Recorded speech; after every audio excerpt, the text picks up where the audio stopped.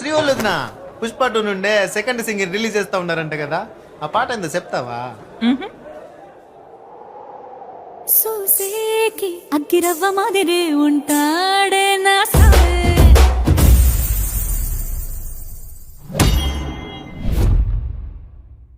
ओ श्रीवल्ली भाभी, पुष्पा 2 का second single release कर रहे हैं ना, वो गाना क्या है बताओ ना। अंगारों का अंबर सा लगता है मेरा सावे.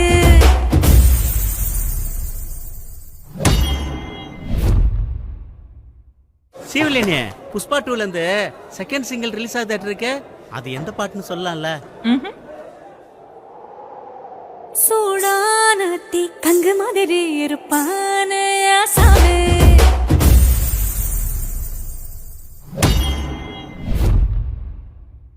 ಶ್ರೀವಲ್ಯತಿಗೆ ಪುಷ್ಪಾ 2 ನಿಂದ ಸೆಕೆಂಡ್ ಸಿಂಗಲ್ ಏನೋ ರಿಲೀಸ್ ಮಾಡ್ತಾರಂತಲ್ಲ, ಆ ಹಾಡೇನಂತ ಹೇಳ್ತೀಯಾ?